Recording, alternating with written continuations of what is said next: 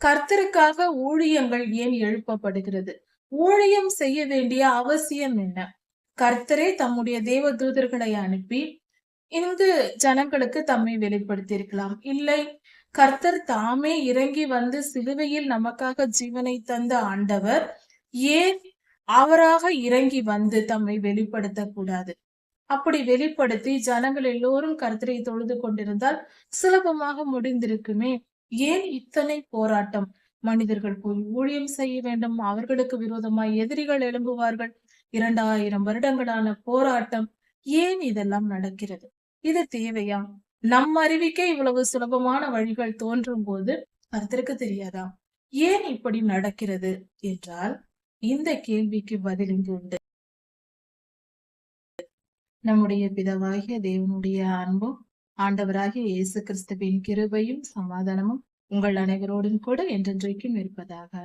தலைப்பு: நான் உன்னை விட்டு விலகுவதும் இல்லை, உன்னை கைவிடுவதும் இல்லை. நீதிமொழிகள் 5ஆம் அதிகாரம் 1 வசனம்.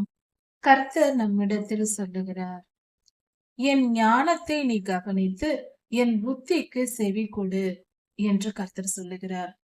கர்த்தரிடத்திலிருந்து ஞானத்தை பெற வேண்டும் என்றால் நாம் கவனித்து பெற்றுக்கொள்ள வேண்டும். கவனித்து பெற்றுக்கொள்வது என்றால் என்ன? நாம் விழிப்புணர்வோடு இருந்து தானாக வந்து சில காரியங்கள், ஞானமான காரியங்கள் நமக்குள் வந்து விழாது. நாம கவனித்து கற்றுக்கொள்ள வேண்டும். சரி, அது எப்படி? இப்பொழுது நமக்கு ஒரு காரியம் தெரிய வேண்டும். வேத வசனத்தில் கொடுக்கப்பட்டிருக்கிற ஒரு காரியம் நமக்கு புரிய வேண்டும் என்றால் நாம் கர்த்தரிடத்தில் கேட்டு அவருடைய சமூகத்தில் காத்திருந்து கவனிக்க வேண்டும். வேத புத்தகத்தை எடுத்து வாசிக்கும் பொழுது நாம் கவனிக்க வேண்டும். இந்த வசனத்தின் பொருள் என்ன? இதன் அர்த்தம் என்ன? நமக்கு புரிகிறதா?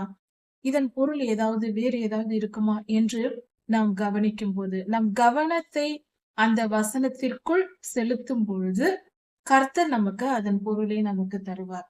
இப்படியாக நமக்கு வெளிப்படுத்துவார். அதுவே கர்த்தருடைய ஞானம். ஞானம் என்பது புத்தி, அறிவு, ஆவிக்குரிய அறிவு. அதை அறிந்து வைத்திருக்க வேண்டும். அதுதான் ஞானமா இருக்கிறது. ஆவிக்குரிய அறிவு என்றால் பொல்லாத ஆவிகளை அறிவது மட்டுமல்ல. பரிசுத்த ஆவியானவரின் செயல்பாடு, பொல்லாத ஆவிகளை அறிவது. அடுத்தது ஆவியின் மண்டலத்தை புரிந்து கொள்வது. அது என்ன என்றால், ஆவியின் மண்டலத்தில் எப்படியெல்லாம் செயல்படும் காரியங்கள் எப்படி நிறைவேறும், அதில் நாம் செயல்படுவது, அவின் மண்டலத்தில் நாமும் செயல்பட வேண்டும். அதை புரிந்து கொண்டு நடக்கும் பொழுது, ஏனென்றால் மனிதன் என்றாலே ஆவி, ஆத்மா, சரீரம் என்ற 3 நிலைகளில் நாம் சேர்ந்திருக்கிறோம். நம்முடைய ஆவி நமக்குள் என்ன செய்கிறது? நம்முடைய மனம் எதை விரும்புகிறதோ கர்த்தர் நமக்கு ஆவிக்குரிய பொருள்களை கொடுப்பார். ஏன் அடிக்கடி ஆவியின் மண்டலம், ஆவி என்று சொல்லுகிறோம் என்றால், ஆவிக்குரிய மண்டலம் என்பது அது ஒரு தனி உலகம் என்று சொல்லலாம். ஒன்றோடு ஒன்று இந்த உலகத்திற்குள் அந்த ஆவியின் மண்டலமும் இருக்கிறது. அதாவது நாம் ஒரு செயலை செய்யும் போது, அதாவது ஒரு சாதாரணமாக ஒரு பூவை பறிக்கிறோம் என்றால் அது ஒரு செயல். ஒரு செடியிலிருந்து ஒரு பூவை பறிக்கிறோம், அது ஒரு செயலா இருக்கிறது. அதை பறிக்க வேண்டும் என்று நினைக்கிறோம் மனதில். அதன் அருகே செல்வதற்கு முன்பே நாம் அந்த பூவை பறிக்க வேண்டும் என்று முடிவு செய்து போகிறோம். அந்த முடிவை செய்து முதலில் நம் நினைவுகளில் அதை பறிக்கிறோம். அதன் பின்பு நம் செயல்களில் பறிக்கிறோம். அந்த நினைவுகளில் செயல்படுவதுதான் ஆவியின் மண்டலமாய் இருக்கிறது. நினைவால் முதலில் பறித்துவிட்டு பின்பு செயலால் பறிக்கிறோம் அந்த பூவை. அது போலதான் ஆவியின் மண்டலம். ஆவியின் மண்டலம் என்பது நினைவுகளின் மண்டலம் என்றும் சொல்லலாம், புரிந்து கொள்வதற்காக. அதாவது நம் நினைவுகளால் செயல்படுவது. கொஞ்சம் பொருத்தமாக சற்று புரிந்து கொள்வதற்காக, சரியாக அப்படி சொல்ல முடியாது என்றாலும் நினைவுகளின் உலகம் என்றும் சொல்லலாம். அப்படி சொன்னால் அது பொருத்தமாயிரும். இப்படியாக அந்த காரியத்தையும் நாம் அறிந்து கொள்ள வேண்டும். கர்த்தர் புத்தி, அறிவு, ஞானம் எல்லாவற்றையும் தருகிறார். உதாரணத்திற்கு, ஒரு மனிதன் பாவம் செய்கிறான். அந்த பாவத்திற்கு ஒரு விளைவு வருகிறது. சரி, பாவம் செய்வது ஏன்? பாவம் ஏன் செய்கிறோம்? அதனால் ஏன் தண்டனை வருகிறது? ஏன் பாவம் செய்யக்கூடாது என்பதை குறித்து சற்று கவனித்து பார்ப்போம். இந்த உலகத்தில் கர்த்தர் படைத்தபோது இது பரிசுத்தமான உலகமாய் இருந்தது. நாம் இப்பொழுது எதிர்பார்க்கிறபடி எல்லாம் நன்மைக்கு எதுவாய் நடந்தது. அங்கு ஏதேன் தோட்டத்தில் இருந்த எல்லா பழங்களையும் பறித்து சாப்பிடலாம். ஆதாமும் ஏவாளும் அவர்கள் நம் முன்னோர்களாய் இருக்கிறார்கள். அவர்கள் எதை வேண்டுமானாலும் பறித்து சாப்பிடுங்கள், சந்தோஷமாயிருங்கள். ஒரு மரத்தின் கனியை மட்டும் பறிக்க வேண்டாம் என்று கர்த்தர் சொன்னார். அது அவர்களுக்கு வைக்கப்பட்ட ஒரு சோதனையா இருக்கிறது. அதாவது அவர்களை கர்த்தர் முழுமைப்படுத்துவதற்காக கர்த்தரே இது ஏற்படுத்தின அந்த சோதனை. இது கர்த்தருடைய சித்தம். அவர் நன்மைக்கு ஏதுவாக கர்த்தர் தம்முடைய அன்பை வெளிப்படுத்தும்படியாக அந்த சோதனையான மரத்தை வைத்தார். ஆனால் அந்த சோதனையில் ஆதாமும் ஏவாளும் வெற்றி பெற்றிருந்தால், ஒருவேளை அந்த மரத்தின் பழத்தை சாப்பிடாமல் சாத்தான் ஏவிய போதும் அவர்கள் சாப்பிடாமல் இருந்திருந்தால், அந்த நிலையிலேயே அவர்கள் வெற்றி பெற்றிருப்பார்கள். இந்த உலகம் முழுவதும் இன்றும் ஏதேனாகவே இருந்திருக்கும், பரிசுத்தமாய் இருந்திருக்கும். இங்கு ஆண்டவராகிய இயேசு கிறிஸ்துவும் நம்மோடு இருந்திருப்பார். நாம் ஒன்றாக எப்படி நாம் ஒரு குடும்பத்தில் பெற்றோர்களும் பிள்ளைகளும் இருக்கிறோமோ, அதே போல நம் குடும்பமாக ஆண்டவராகிய இயேசு கிறிஸ்துவும் நம் மத்தியில் இருந்திருப்பார். இப்படி அவரோடு கூட, அதாவது இந்த மண்டலத்திலும் நேருக்கு நேராக நாம் பேசி பழகி நம் குடும்பத்தாரோடு நாம் எப்படி பேசி பழகிறோமோ அது போல நாம் இருந்திருப்போம். ஆனால் அவர்கள் பாவம் செய்த பின்பு பொல்லாத ஆவிகள் சாத்தானுக்கு இங்கு இடம் கொடுத்து விட்டார்கள். இந்த பூமி நம்முடைய அதிகாரத்திலிருந்து அவனுடைய அதிகாரத்திற்கு போய்விட்டது. ஏனென்றால் இந்த பூமி நம்முடையது, நாமே இதற்கு அதிகாரி. ஆனால் நாம் அவனுக்கு அடிமையாகிவிட்டோம். சாத்தானுக்கு நாம் அடிமையானதினால் அவன் நம்மை ஆளுகை செய்ய தொடங்கிவிட்டான். அதனால் நம்முடையதெல்லாம் அவனுடையதாயிற்று. இப்படியாக அவன் பூமியை அரசாண்டு கொண்டிருக்கிறான். ஆனால் இந்த பூமி உண்மையிலேயே நமக்கு சொந்தமானது. அதனால்தான் நமது ஆண்டவராகிய இயேசு கிறிஸ்துவும் நம்முடைய பிதாவாகிய தேவன் இந்த பூமியில் ஊழியங்களை எழுப்புகிறார். சரி, ஒரு காரியத்தை நாம் ஆராய்ந்து பார்த்து கொஞ்சம் யோசித்து பார்த்திருப்போமா என்று தெரியவில்லை. அதாவது இந்த பூமியில் ஏன் கர்த்தரை பற்றின சுவிசேஷங்கள் அறிவிக்கப்படுகிறது? கர்த்தருக்காக ஊழியங்கள் ஏன் எழுப்பப்படுகிறது? ஊழியம் செய்ய வேண்டிய அவசியம் என்ன? கர்த்தரே தம்முடைய தேவ தூதர்களை அனுப்பி இங்கு ஜனங்களுக்கு தம்மை வெளிப்படுத்தி இருக்கலாம். இல்லை, கர்த்தர் தாமே இறங்கி வந்து சிலுவையில் நமக்காக ஜீவனை தந்த ஆண்டவர் ஏன் அவராக இறங்கி வந்து தம்மை வெளிப்படுத்த கூடாது? அப்படி வெளிப்படுத்தி ஜனங்கள் எல்லோரும் கர்த்தரை தொழுது கொண்டிருந்தால் சுலபமாக முடிந்திருக்குமே. ஏன் இத்தனை போராட்டம்? மனிதர்கள் போய் ஊழியம் செய்ய வேண்டும், அவர்களுக்கு விரோதமாய் எதிரிகள் எழும்புவார்கள். 2000 வருடங்களான போராட்டம். ஏன் இதெல்லாம் நடக்கிறது? இது தேவையா? நம் அறிவிக்கே இவ்வளவு சுலபமான வழிகள் தோன்றும் போது கர்த்தருக்கு தெரியாதா ஏன் இப்படி நடக்கிறது என்றால், இந்த கேள்விக்கு பதில் இங்கு உண்டு. அதாவது கர்த்தர் நீதி உள்ளவர், நீதிதான் காரணம். கர்த்தர் இந்த பூமியை மனிதனுக்கு ஆளுகை செய்ய கொடுத்தார். ஆனால் நாம் என்ன செய்தோம்? பொல்லாத சாத்தானிடம் அடிமையாகிவிட்டோம். நாமே அடிமையான பின்பு நம்முடையதெல்லாம் அவனுடையதாயிற்று. பூமி சபிக்கப்பட்டதாயிற்று. அதனால் அவன் வந்து இந்த பூமியை ஆளுகை செய்ய தொடங்கி விட்டான். இப்பொழுது இந்த பூமியில் மனிதர்களும் இருக்கிறோம், பொல்லாத ஆவிகளும் இருக்கிறது, பரிசுத்த ஆவியானவரும் இங்கு ஆளுகை செய்கிறார். இதில் என்னவென்றால், மனிதனுக்கு முழு சுதந்திரம் கொடுக்கப்பட்டிருக்கிறது. கர்த்தர் மனிதனை படைத்த போதே இந்த பூமியை ஆண்டு கொள்ளுங்கள் என்று ஒரு சுதந்திரத்தையும் கொடுத்து விட்டார். நீ ஆண்டு கொள், இதில் இருக்கிற எல்லாம் உன்னுடையது. அதாவது இதில் இருக்கிற மிருகங்கள், பறவைகள், பூச்சிகள், இயற்கைகள், மலை, கடல், பனி எல்லாவற்றையும் கர்த்தர் நமக்கு கொடுத்திருக்கிறார்.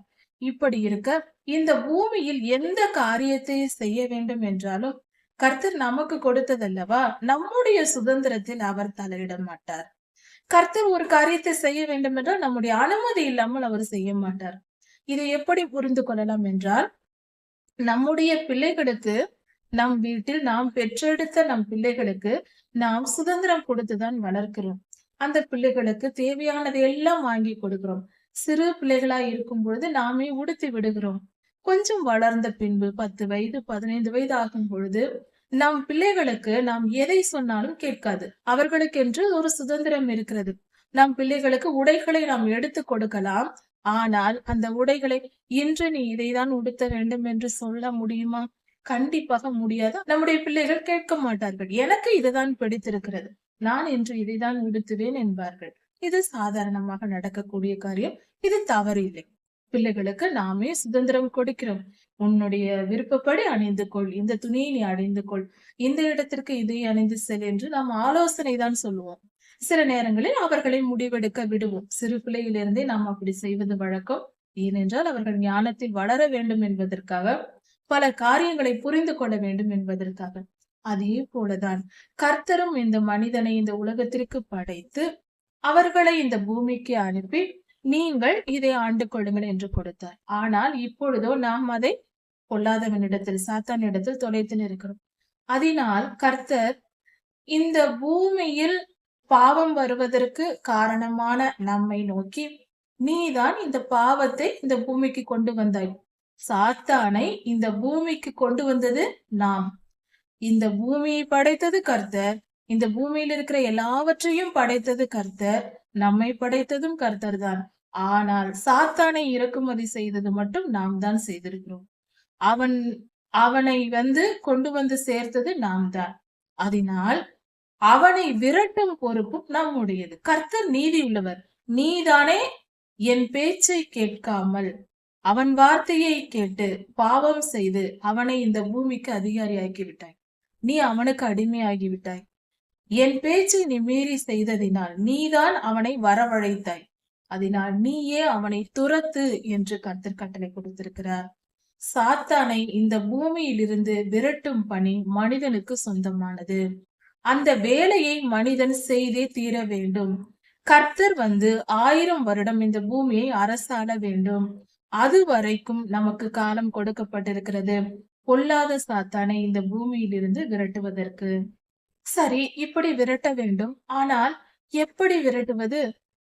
சிருஷ்டிப்பின்படி பார்த்தால் மனிதனை விட சாத்தான் பலசாலி. அவனை விட சிறியவனாக நம்மை படைத்திருக்கிறார்.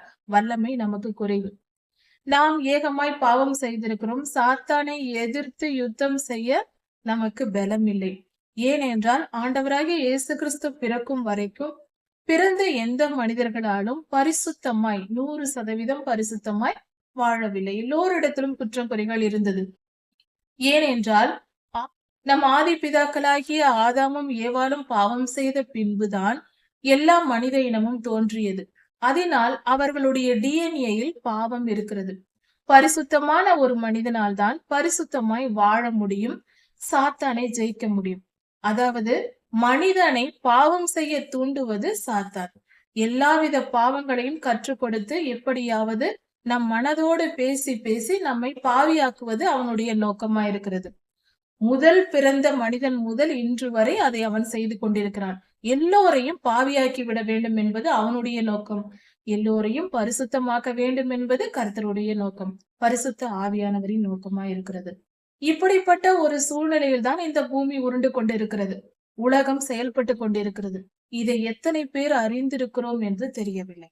ஆனால் கர்த்தரை ஏற்றுக்கொண்டு அன்பினால் உணர்ந்து அந்த உணர்வு கர்த்தரை ஏற்றுக்கொண்டு பரிசுத்தமாய் வாழ்கிறவர்கள், பாவத்தை விட்டு விலகி இருக்கிறவர்கள் கர்த்தருடைய பிள்ளைகளாய் இருக்கிறார்கள்.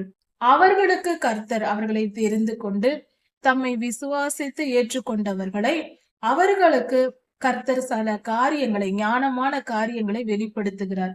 பொல்லாதவனை அழிப்பது எப்படி, பரிசுத்தமாய் வாழ்வது எப்படி என்பதற்கு ஆலோசனைகளை தர விரும்புகிறார். சரி, அதை எப்படி கொடுக்கிறார்? அதை தான் வேத புத்தகமாக நம் கைகளில் கொடுத்திருக்கிறார். இப்படி பரிசுத்தமாய் வாழ்வதற்கான வழிகளை வேத புத்தகத்தில் எழுதி நமக்கு கொடுத்திருக்கிறார். எந்த மனிதன் வேண்டும் என்றாலும் இந்த வேத புத்தகத்தை எடுத்து வாசித்து பின்பற்றி கர்த்தரை ஏற்றுக்கொண்டு நடக்கலாம். கர்த்தரிடத்தில் அன்பு கூர்ந்து வேத வசனங்களை படித்து கற்றுக்கொண்டு அதன்படி கீழ்ப்படிந்து வாழ்கிற எந்த மனிதனும் பரிசுத்தவான் என்று எண்ணப்படுவான். அப்படி பரிசுத்தவானாய் இருக்கிற மனிதனை கர்த்தர் சாத்தானை எதிர்ப்பதற்கும் அழிப்பதற்கும் பயன்படுத்துவார். இதில் ஒரு காரியம் என்னவென்றால், ஆண்டவராகிய இயேசு கிறிஸ்து தான் முதல் இந்த பூமியில் சாத்தானை ஜெயித்தார். அவர் வெற்றி பெற்றார். ஏனென்றால் அவர் முதலில் அவர் கன்னி மரியாளின் வயிற்றில் பிறந்து பரிசுத்தமான ஒரு குழந்தையாய் பிறந்து அவர் இந்த பூமியை வெற்றி பெற்றார், சாத்தானை வெற்றி பெற்றார். அப்படி இருக்க சாத்தானை வெற்றி பெற்ற ஆண்டவர் அவருடைய நாமத்தை கொண்டு நம்மையும் வெற்றி பெற செய்கிறார். அவர் பரலோகத்திற்கு சென்று கர்த்தருடைய சன்னதியில் அவருடைய சிங்காசனத்தில், பிதாவின் சிங்காசனத்தில் வலது பாரிசத்தில் அவர் அமர்ந்திருக்கிறார். அப்படி இருந்து அங்கிருந்து அவர் அவருடைய நாமத்தை தம்முடைய பிள்ளைகளுக்கு கொடுக்கிறார். அவருடைய இரத்தத்தை நம்மேல் பூசி நம்மை சுத்திகரிக்கிறார். நாம் ரட்சிக்கப்பட்டு அவருடைய நாமத்தை கொண்டு சாத்தானை எதிர்க்கிறோம், சாத்தானை நாம் ஜெயிக்கிறோம். எப்படி பரிசுத்தமாய் வாழ்வது, பரிசுத்தமான காரியங்களை இந்த பூமியில் செயல்படுத்துவது. சாத்தானுடைய நோக்கம் எல்லோரையும் பாவம் செய்ய தூண்டுவது. அப்படி இருக்க ஆண்டவராகிய இயேசு கிறிஸ்துவின் இரத்தத்தால் கழுவப்பட்டு அவர் நாமம் தரிக்கப்பட்ட நாம் பரிசுத்த ஆவியானவரால் நடத்தப்படுகிறோம். நமக்குள் பரிசுத்த ஆவியானவர் வருகிறார். அவர் இந்த பூமியில் பாவம் செய்கிற பாவத்தை தடை செய்கிறார், பரிசுத்தத்தை உண்டு பண்ணுகிறார். மனிதர்களுடைய இருதயத்தில் பாவ எண்ணங்களை அகற்றி போடவும் மனிதர்கள் பரிசுத்தமாய் வாழ்வதற்கும் வழி நடத்துகிறார். அதை மனிதன் மூலமாக பரிசுத்த ஆவியானவர் மனிதனுக்குள் மனிதனாக செயல்பட வைக்கிறார். அப்படி நாம் இந்த ஒரு மனிதனால் பாவம் இந்த பூமிக்கு வந்தது. சாத்தான் இந்த உலகத்தை ஆளுகை செய்ய வந்தான்.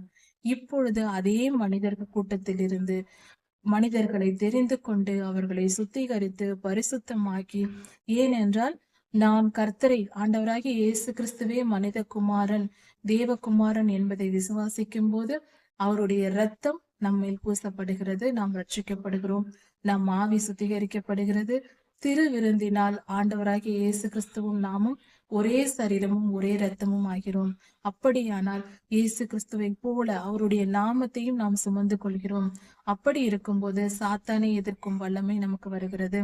இப்பொழுது நாம் கட்டளை கொடுக்கும் போது இயேசு கிறிஸ்துவின் நாமத்தை பயன்படுத்தி அவர் இரத்தமும் சதையுமாய் இருக்கிற நாம் பிசாசை எதிர்த்து வார்த்தையினால் சொன்னால் போதும், பொல்லாத ஆவியே போ என்றால் போதும், உடனே நம்முடைய தேவ தூதர்கள் போய் அந்த கட்டளையை கேட்டு அந்த பொல்லாத ஆவிகளை அழிப்பார்கள், தீமையை இந்த பூமியிலிருந்து அகற்றுவார்கள்.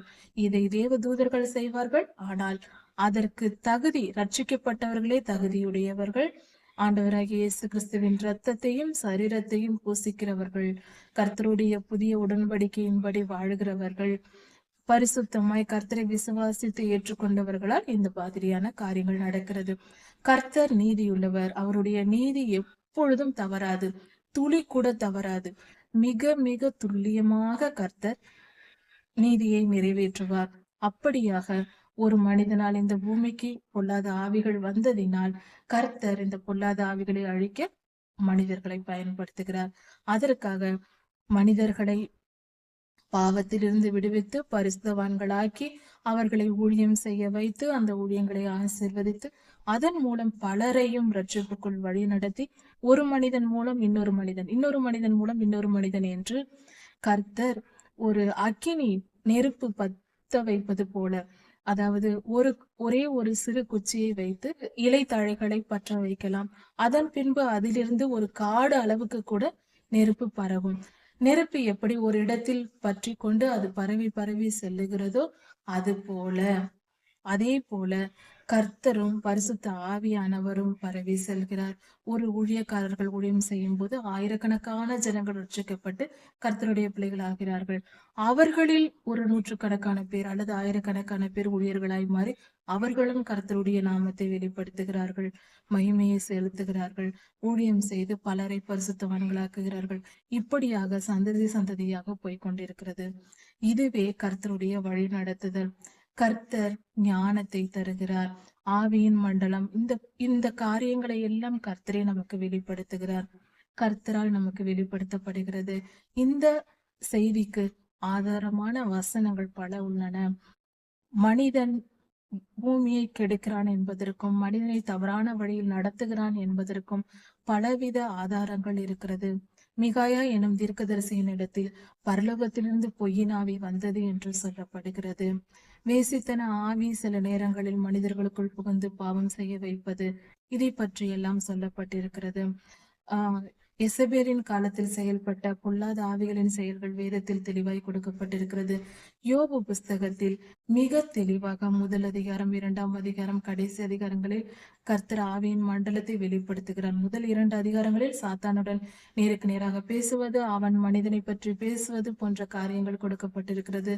இன்னும் பல இடங்களில் இருக்கிறது. ஏசாயா 14ஆம் அதிகாரம், ஏசைக்கேல் 28ஆம் அதிகாரம் போன்ற இடங்களிலும் இருக்கிறது. வெளிப்படுத்தல் புத்தக பல இடங்களில் வெளிப்படையாக மிக துல்லியமாக 3 விதமான பொல்லாத ஆவிகள், திரித்துவ ஆவிகளை பற்றி சொல்லப்பட்டிருக்கிறது. சாத்தானும் திரித்துவத்தை வைத்திருக்கிறான். அந்திகிறிஸ்துவின் ஆவி, கள்ளத்திற்குதரிசியின் ஆவி, வலசர்ப்பத்தின் ஆவி என்று. இப்படி வெளிப்படுத்தல் புஸ்தகத்தை படிக்கும் பொழுதும் நாம் தெரிந்து கொள்ளலாம். எல்லா இடங்களும் ஆதியாகமம் முதல் வெளிப்படுத்தல் வரை பல இடங்களில் நமக்கு வெளிப்படுத்தப்பட்டிருக்கிறது. இதையெல்லாம் அறிந்து கொள்வோம். இதுவே கர்த்தர் தரும் ஞானமாயிருக்கிறது. கர்த்தரை நாம் கவனிக்கும் பொழுது, அவர் வசனத்தை கவனிக்கும் பொழுது இப்படிப்பட்ட ஞானமான காரியங்கள் நமக்கு வெளிப்படும். கர்த்தர் ஞானத்தை கவனித்து கேட்டு கற்றுக்கொள் என்று சொல்லுகிறார். புத்தியை கர்த்தர் தரும்போது, அவர் சொல்லும் போது கேட்டு பெற்றுக்கொள் என்று சொல்லுகிறார். வேத வசனத்தை எடுத்து படிக்கும் பொழுது நமக்கு முதலில் புத்தி வரும். இது இப்படிதான், இப்படி இது சரி, இது தவறு, 10 கட்டளைகளை கடைபிடிக்க வேண்டும், இதை மீறினால் பாவம் என்ற புத்தி வரும். அதை ஆழமாய் கவனிக்கும் போது அது எங்கெங்கெல்லாம் செல்லுகிறது, இச்சை அதிர்ப்பாயாக என்று ஏன் சொல்லப்பட்டிருக்கிறது என்று ஆராய்ந்து பார்த்தால், இச்சை முதலில் மனிதனுக்குள் வரும், அதன் பின்பு அது பாவத்தை செய்ய வைக்கும், அதன் பின்பு அது மரணத்தை கொண்டு வரும். அதனால்தான் கர்த்தர் இச்சை அதிர்ப்பாயாக என்று கட்டளை கொடுத்திருக்கிறார் என்று தோன்றும். இப்படி தெளிவான காரியங்கள் நமக்கு கர்த்தர் போதிக்க விரும்புகிறார், போதிப்பார். அதை நாம் கவனித்து பெற்றுக்கொள்ள வேண்டும். இப்படியாக கர்த்தருடைய ஞானத்தையும் புத்தியும் அறிந்து மேன்மேலும் நாம் அறிவில் வளருவோம். ஞானத்தை அறிந்து கொள்வோம், விவேகத்தை பெற்றுக்கொள்வோம். அதனால் பாவத்துக்கு விலகி பரிசுத்தமாய் வாழ்ந்து நித்திய ஜீவனை பெற்றுக்கொள்வோம். இந்த உலகத்தில் கொண்டு வந்தது எதுவும் இல்லை, கொண்டு போவது எதுவும் இல்லை. பரிசுத்தத்தை மட்டுமே நாம் கற்றுக்கொள்ள வந்திருக்கிறோம். வந்த வேலையை கவனிப்போம். நீதிமொழிகள் 5ஆம் அதிகாரம் 2ஆம் வசனம் முதல் 14ஆம் வசனம் வரை. கர்த்தருடைய ஞானத்தை கவனிக்க வேண்டும், புத்தியை கேட்டுக்கொள்ள வேண்டும். அப்படி செய்யும் பொழுது கர்த்தர் நமக்கு விவேகத்தையும் அறிவையும் தருவார். இந்த புத்தியும் ஞானமும் இருக்கும் பொழுது நாம் அறிவையும் விவேகத்தையும் பாதுகாத்து கொள்வோம். பாதுகாத்து வைத்துக் கொள்ளும் திறனை பெறுகிறோம். அது தகுதி நிலையா இருக்கிறது. புத்தியும் அறிவும் இருந்தால்தான், ஞானமும் புத்தியும் இருந்தால்தான் நம்மால் விவேகத்தையும் அறிவையும் பாதுகாத்து கொள்ள முடியும். அதை பத்திரப்படுத்தி காப்பாற்ற முடியும். இதன் பொருள் என்ன? ஞானமும் புத்தியும் உள்ளவர்கள், அதாவது பிறப்பினால், கல்வி அறிவினால், அதாவது அடிப்படை அறிவை புத்தி என்கிறோம், அதற்கு மேற்பட்ட அறிவை அறிவு என்கிறோம், அதற்கு மேற்பட்ட அறிவை ஞானம் என்கிறோம், அதற்கும் மேற்பட்ட அறிவை விவேகம் என்கிறோம். அதாவது புத்தி என்பது சாதாரணமாய் கற்றுக்கொள்வது, அறிவு என்பது இன்னும் சற்று அதிகமாய் உலக காரியங்களையும் சேர்த்து பல காரியங்களை அறிந்து கொள்வது, அறிந்து புரிந்து கொள்வது அறிவாய் இருக்கிறது. ஞானம் என்பது ஆவியின் மண்டலத்தில் அதையும் புரிந்து கொள்வது ஞானமாய் இருக்கிறது. அதே போல காலத்தை அறிகிற அறிவையும் சேர்ப்பது விவேகமாய் இருக்கிறது. இந்த விவேகமும் அறிவும் பாதுகாக்கப்பட வேண்டும் என்றால் ஒரு மனிதனுக்கு புத்தியும் ஞானமும் தேவை. புத்திசாலிகளால் தான், அதாவது ஒரு காரியத்தை நமக்கு கர்த்தர் வெளிப்படுத்தும் பொழுது அதை பாதுகாப்பாய் வைத்திருக்க வேண்டும். அந்த காரியங்களை நாம் எப்பொழுது எந்த இடத்தில் பயன்படுத்த வேண்டுமோ அந்த இடத்தில் பயன்படுத்த வேண்டும். விவேகமான காரியங்களை பத்திரப்படுத்தி வைத்துக் கொள்ள தெரிய வேண்டும். எல்லாவற்றையும் எல்லா இடத்திலும் கொட்டிவிடக் கூடாது. இப்படிப்பட்ட காரியங்களை கர்த்தர் நமக்கு சொல்லுகிறார். அதாவது காலத்தை அறிகிற அறிவு என்று சொல்லும் பொழுது இறந்த காலம் நிகழ்காலம் என்பதல்ல, அது கர்த்தர் எந்த காலத்தில் எப்படி செயல்படுகிறார் போன்ற காரியங்கள். கர்த்தருடைய வருகை எப்பொழுது இருக்க போகிறது, 2ஆம் வருகை எப்பொழுது நடக்கும், ரகசிய வருகை எப்பொழுது நடக்கும், மோசேயாவின் காலம் எப்படிப்பட்ட காலம், ஆண்டவராகிய இயேசு கிறிஸ்துவின் காலம் எப்படிப்பட்ட காலம், நாம் வாழ்ந்து கொண்டிருக்கிற இந்த கடைசி காலம் எந்த காலம்? இதை வெளிப்படுத்தின விசேஷத்தின் கடைசி காலமா இருக்கிறது. உபத்திரவ காலத்திற்கு முன்பான ஒரு பகுதியா இருக்கிறது. இப்படிப்பட்ட காரியங்களை நாம் அறிந்து கொள்வதே விவேகமாய் இருக்கிறது. இதையெல்லாம் நாம் பத்திரப்படுத்தி வைக்க வேண்டும். அதை பத்திரமாய் பாதுகாக்க தெரிய வேண்டும். அதை அறிந்து கொள்ள வேண்டும். அதை பத்திரப்படுத்தவும் தெரிய வேண்டும். இவைகளே கர்த்தர் நமக்கு புத்தியும் ஞானமும் இருந்தால் நம்மால் இவைகளை செய்ய முடியும் என்று சொல்லுகிறார். எதை எப்படி பயன்படுத்த வேண்டும் என்கிற ஞானம் அது நமக்கு தேவை. அது கர்த்தரிடத்திலிருந்து வருகிறது. எல்லா வித ஞானங்களும் கர்த்தரிடத்திலிருந்து நாம் பெற்றுக்கொள்ள முடியும். வேத வசனத்தை தியானிப்பதன் மூலமும் ஜெபிப்பதன் மூலமும் கர்த்தருக்கு செவி கொடுத்தால் அது எந்த வழியில் வேண்டும் என்றாலும் இருக்கலாம். கர்த்தருடைய தீர்க்க தரிசனங்களை கேட்பது, அவர் சொல்லும் வார்த்தைகளை கேட்பது, அவருடைய தீர்க்க தரிசனங்கள் கனவுகள் நமக்கு வரும்பொழுது கர்த்தர் அதை நம்மை குறித்து பேசும்போது அதை கவனிப்பது போன்ற எல்லா காரியங்களும் நாம் ஜெபிக்கும் போது கர்த்தர் தரிசனம் காட்டுவார். அந்த தரிசனங்களை புரிந்து கொள்வது போன்ற எல்லா ஞானமும் கர்த்தரிடத்திலிருந்து வருகிறது. அதற்கு நாம் செவி கொடுக்க வேண்டும். நம் கவனம் அதன் மேல் இருக்க வேண்டும். உலகத்தை சுற்றி கொண்டு இன்று எப்படி இன்பமாய் இருக்கலாம், எந்த பொழுதுபோக்கு காரியங்களை ஏற்படுத்தி கொள்ளலாம், எந்த ஊருக்கு செல்லலாம், இப்படி எல்லாம் வாழ்க்கையை அனுபவிக்கலாம் என்று சுற்றி கொண்டிருந்தால் இப்படிப்பட்ட ஞானத்தை நம்மால் பெற்றுக்கொள்ள முடியாது. இப்படிப்பட்ட ஞானம் இருப்பவர்கள் கர்த்தருடைய மெய் ஞானத்தை உணர்ந்து கொள்வார்கள். உலகத்தில் மனிதன் ஆற்ற வேண்டிய கடமைகள், மனிதனுடைய வல்லமைகள் மகா பெரியது. ஆனால் மனிதனே அதை உணர்ந்து கொள்வதில்லை. மனிதன் தன்னை அற்பமாய் நினைத்துக் கொண்டிருக்கிறான். உலக வாழ்க்கை வாழ்கிறவர்கள் மனிதனின் அருமையை உணராதவர்கள், தன்னைத்தானே உணர்ந்து கொள்ளாதவர்களே உலக வாழ்க்கை வாழ்ந்து கொண்டிருப்பவர்கள். தம்முடைய அருமை, வாழ்க்கையின் பெருமை என்னவென்று தெரியவில்லை. கர்த்தர் நம்மை எதற்காக பிறக்க வைத்திருக்கிறார், எதற்காக வாழ வைத்திருக்கிறார், இத்தனை சௌகரியங்களை எதற்கு கொடுக்கிறார், இத்தனை பாதுகாப்புகளை நமக்கு ஏன் ஏற்படுத்துகிறார், ஆவிக்குரிய பாதுகாப்பு, மாம்ச ரீதியான பாதுகாப்பு, எத்தனை விதமான காரியங்கள், கொள்ளை நோய்களிலிருந்து பாதுகாப்பு, இதெல்லாம் பாதுகாத்துக் கொள்வது நாம் சாப்பிட்டு தூங்கி பொழுதை அனுபவிப்பதற்கல்ல. கர்த்தர் நம்மை ஒரு நோக்கத்தோடு, ஒரு திட்டத்தோடு, அவருடைய திட்டத்தில் ஒரு பங்காக, அவருடைய ஒரு ப்ராஜெக்டில் நாம் ஒரு காரியமாக, நாமும் ஒரு பார்ட்னராக கர்த்தர் நம்மை வைத்திருக்கிறார்.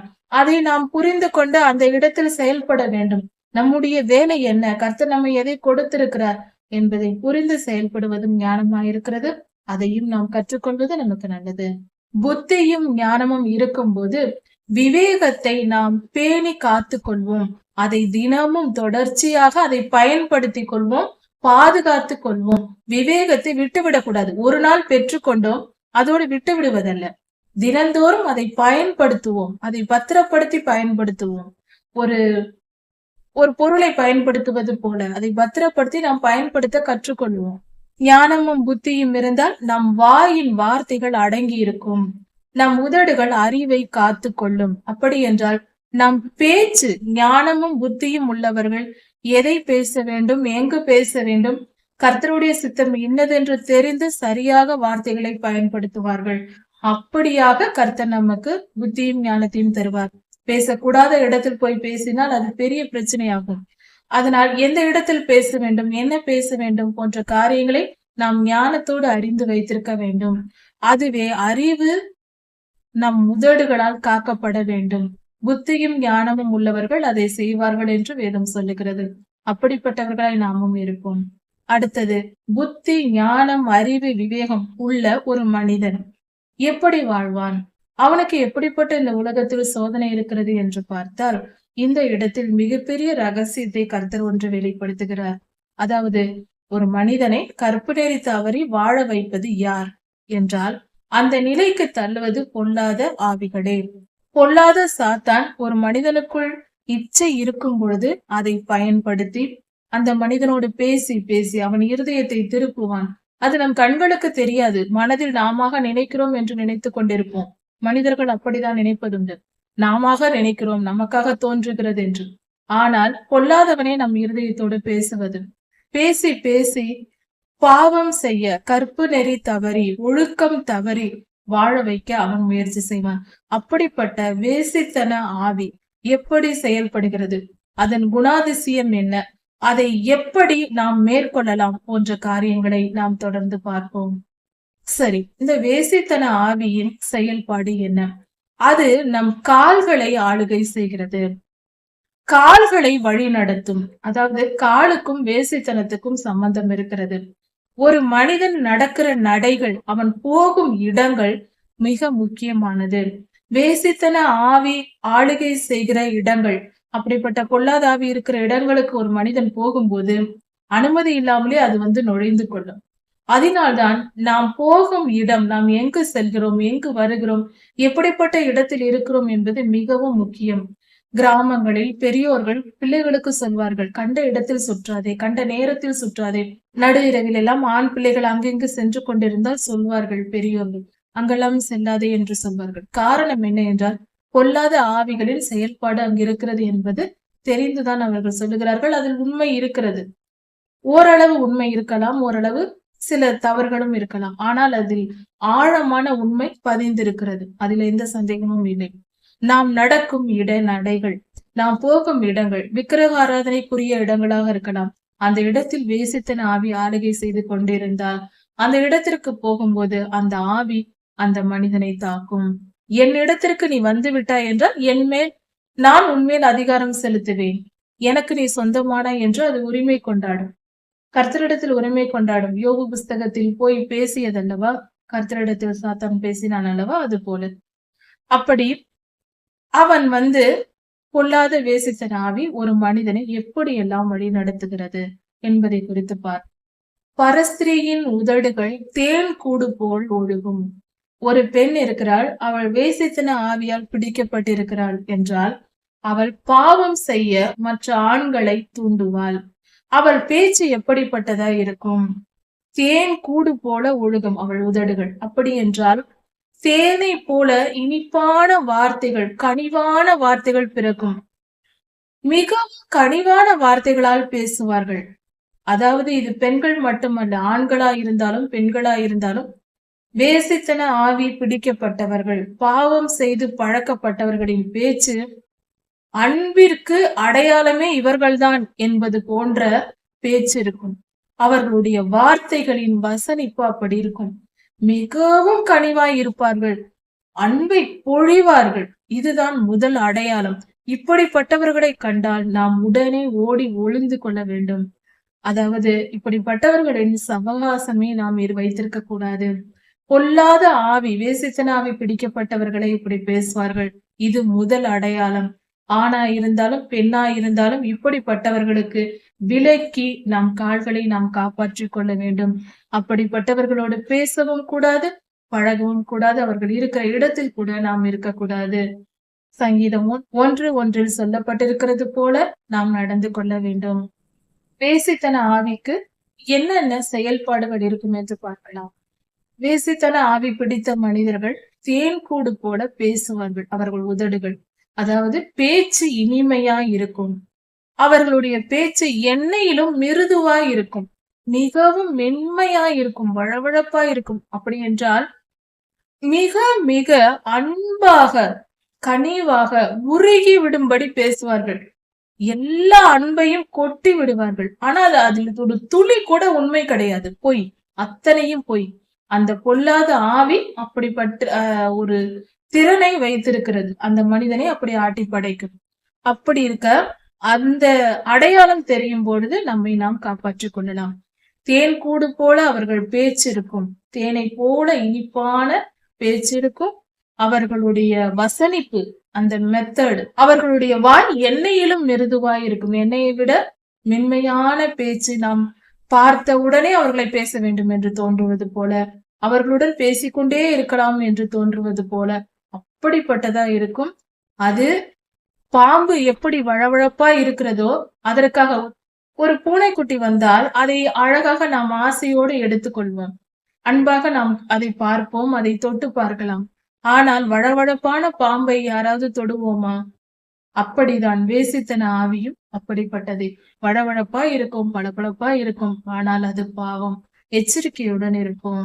அப்படிப்பட்ட அந்த ஆவியின் வழி நடத்துதல், அப்படிப்பட்ட மனிதர்களுக்குள் அந்த ஆவி நுழைந்திருக்கும். அந்த மனிதர்களின் செயல்பாடு எப்படி இருக்கும் என்றால், பேச்சு இனிமையாய் மென்மையாய் இருக்கும். அதே போல அதனுடைய முடிவு, அவர்கள் பேச்சின் முடிவு, அவர்கள் செயல்களின் முடிவு எப்படி இருக்கும்? அந்த மனிதனை மயக்குவதற்கு அவர்கள் மென்மையாய் இனிமையாய் தேனை போல பேசுவார்கள். அவன் அந்த வழியில் விழுந்து விட்டால், அவனோ அவளோ அந்த பாவத்தை செய்து அந்த பாவத்தின் வழியில் போய்விட்டால் அதனுடைய முடிவு எட்டியை போல கசப்பா இருக்கும். எட்டி போல கசப்பா இருக்கும். மிகுந்த கசப்புள்ளதாய் அவர்களுடைய செயல்பாடு இருக்கும். இருபுறமும் கருக்குள்ள பட்டயம் போல் இருக்கும். இருபுறமும் கருக்குள்ள பட்டயம் என்ன செய்யும்? நம் கை கால்களை கிழித்து விடும். தொட்டாலே கிழிக்கும். அப்படிப்பட்ட நம் இரத்தத்தை சிந்த வைக்கிற அளவுக்கு, நம் வாழ்க்கையை கசப்பாகிற அளவுக்கு, நம்மை வாழ்க்கையே வேண்டாம் என்று வெறுக்கும் அளவுக்கு செய்யும் அவர்களின் செயல்பாடு. முடிவு அப்படித்தான் இருக்கும். இப்படிப்பட்ட தவறான மனிதர்களை நாம் கண்டு விலகி விடுவதே நல்லது. கண்டால் விலகிவிட வேண்டும். அப்படி அவர்களோடு நாம் நட்பு கொண்டால், அவர்கள் பேச்சை நம்பினால், முதலில் நம்பிக்கை வைக்கக்கூடாது. தேனிலும் இனிமையாய் பேசுகிறவர்களின் பேச்சை நம்பிக்கை வைக்கக்கூடாது. கனிவான பேச்சு, அந்த இனிமையான பேச்சு அது நம்மை வீழ்த்துவதற்கான ஆயுதம் என்பதை, அவைகள் இருபுறமும் கருக்குள்ள பட்டயம் தோற்றத்தில் இனிமையாய் இருக்கலாம், ஆனால் அது உண்மையில் இருபுறமும் கருக்குள்ள பட்டயம் என்றும் எட்டியை போன்ற கசப்பானது என்பதையும் நாம் புரிந்து கொண்டால் அந்த பாவத்தை விட்டு நாம் விலகி விடுவோம். அதற்குள் செல்ல மாட்டோம். எச்சரிக்கையுடன் இருக்க வேண்டும். இப்படிப்பட்ட மனிதர்களை கண்டால் ஓடி விலகி விட வேண்டும். அது வேசித்தன ஆவியின் செயல்பாடு. இப்படிப்பட்ட மனிதர்கள், பாவம் செய்ய தூண்டுகிற மனிதர்கள், அவர்களுடைய நடைகள் எப்படிப்பட்டது? அவர்களுடைய நடைகள் பாதாளத்தை பற்றி போகும். அவர்களுடைய கால்கள் மரணத்திற்கு கொண்டு போகும். அவர்களுடைய ஆரம்பம்தான் இனிமையா இருக்கும், மென்மையா இருக்கும். முடிவு மரணத்திற்கும் பாதாளத்திற்கும் கொண்டு போய் சேர்க்கும் என்று வேதம் சொல்லுகிறது. கர்த்தர் இந்த காரியத்தை நமக்கு வெளிப்படுத்துகிறார். இனிமையான பேச்சு பேசுவதும் பாவம் செய்ய தூண்டுவதும் ஒரு காரியத்தை தெரிந்து கொள்ள வேண்டும். இதை ஒரு மனிதன் தான் செய்வான் என்று நினைத்து கொண்டிருக்க கூடாது. இப்பொழுது இப்படிப்பட்ட பாவம் செய்கிற மனிதர்கள் செல்போனையும் லேப்டாப்பையும் பயன்படுத்துகிறார்கள்.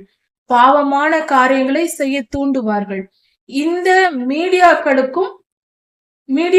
பயன்படுத்தியும் வஞ்சகமாய் இழுப்பார்கள். எப்படி என்றால், அதாவது மீடியாக்களை பயன்படுத்தி செல்போன், டிவி, லேப்டாப் போன்ற காரியங்களை பயன்படுத்தியும் இப்படிப்பட்ட பாவத்திற்கான வலைவிரிப்புகள் இருக்கிறது.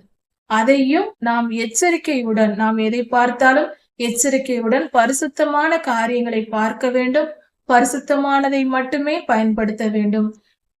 இந்த மாதிரியான மீடியாக்களை பயன்படுத்தும் பொழுது நாம் கர்த்தருடைய வார்த்தைகளை கேட்பதற்கும், பரிசுத்தத்தை அறிந்து கொள்வதற்கும், ஊழியர்களின் செய்திகளை கேட்பதற்கும், கர்த்தரை துதித்து பாடுவதற்கு பாடல்கள் கேட்பதற்கும் நாம் பயன்படுத்த வேண்டும். விஞ்ஞானத்தை அறிந்து கொள்வதற்கும், நம்மை சுற்றியுள்ள உலகத்தை சுற்றியுள்ள ஸ்பேஸ் போன்ற காரியங்களை தெரிந்து கொள்வதற்கும், கர்த்தருடைய சிருஷ்டிப்பின் வல்லமையை தெரிந்து கொள்ள அறிவியல் பூர்வமான காரியங்களை கற்றுக்கொள்வதற்கும், படிப்பு அறிவிற்கும் நாம் இந்த மீடியாக்களை பயன்படுத்த வேண்டும். இப்படியெல்லாம் பயன்படுத்தும் பொழுது நம்முடைய வாழ்க்கை இவ்வுலக வாழ்க்கைக்கேற்ற அறிவிலும் வளர முடியும். பரிசுத்த ஆவியானவருக்கு ஏற்ற பரிசுத்தமான ஆவிக்குரிய அறிவிலும், கர்த்தரை அறிகிற அறிவிலும் நம்மால் வளர முடியும். இந்த மீடியாக்களை இப்படி பயன்படுத்த வேண்டும். தவறான காரியங்களை பார்க்க கூடாது.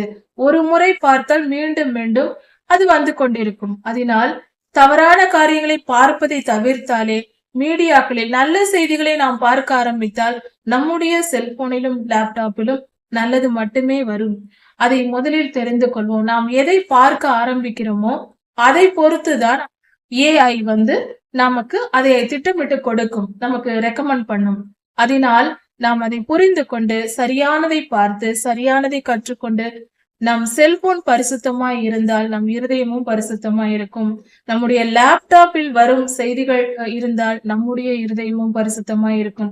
இதையெல்லாம் எப்படி பரிசுத்தமாய் நாம் வைத்துக் கொள்ள வேண்டும் என்றால், பாவத்தை பார்க்காமல் தவிர்த்து பரிசுத்தத்தையே நாம் பார்க்க தொடங்கினால் அவைகளும் அதை மட்டுமே காட்டும். எதற்கெடுத்தாலும் செல்போன், லேப்டாப்பை எல்லாம் மீடியாக்களை நாம் தவறு என்று பேசக்கூடாது, பயன்படுத்தாதீர்கள் என்று சொல்ல தேவையில்லை. சரியானதற்கும் சரியாய் பயன்படுத்தினால் அவைகளும் சரியாய் பயன்படுத்தப்படும். அதை புரிந்து கொண்டு செயல்படுவோம். நாம் எதை பார்க்கிறோமோ அது சம்பந்தப்பட்ட வீடியோக்கள் தான் இதில் வரும்.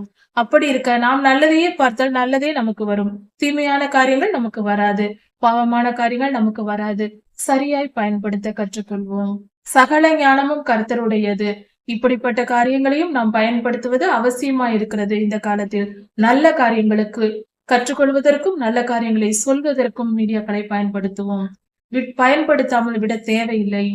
இந்த பூமியும் சகல நிறைவும் கர்த்தரால் உருவாக்கப்பட்டது.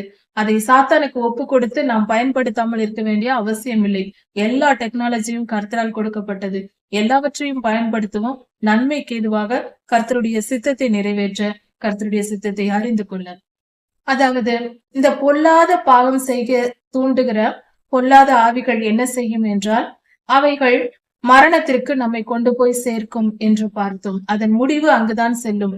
எப்படியாவது செத்து தொலையலாம், வாழவே வேண்டாம் என்ற மனநிலையை உண்டு பண்ணும். முதல் இன்பமாய் தோன்றிய காரியங்கள் கடைசியில் வாழ்க்கையே வெறுக்கும் அளவிற்கு துன்பத்தில் கொண்டு போய் முடிக்கும். எச்சரிக்கையுடன் இருப்போம். இப்படிப்பட்ட வலையில் விழாமல் இருப்போம். இப்படிப்பட்ட இந்த பொல்லாத ஆவியின் செயல்பாடு எப்படி இருக்கும் என்றால், வேசித்தன ஆவியின் செயல்பாடு ஜீவ மார்க்கத்திற்கு நம்மை விடாது. நம் காலத்தை கர்த்தர் நமக்கு கொடுத்திருக்கும் ஆயுசு நாட்கள் நம்மை பரிசுத்தமாக்குவதற்கும் தேவ சித்தத்தை நிறைவேற்றுவதற்கும், அந்த நேரத்தை இந்த பொல்லாத பாவத்தை செய்ய வைத்து நம் நாட்களை வீணடிப்பதே பொல்லாத ஆவியின் செயல்பாடா இருக்கிறது. ஜீவ மார்க்கத்தை நாம் சிந்திக்காதபடிக்கு தடை செய்வதற்காக, கர்த்தரை நாம் அறிந்து கொள்ளாமல் ஆவிக்குரிய காரியங்களில் வளராமல் இருப்பதற்காக, தடை செய்வதற்காக தான் இப்படிப்பட்ட பொல்லாத ஆவிகள் நம் வாழ்க்கையில் செயல்பட நினைக்கும். அதற்கு நாம் இடம் கொடுக்காமல் எச்சரிக்கையுடன் இருக்க வேண்டும்.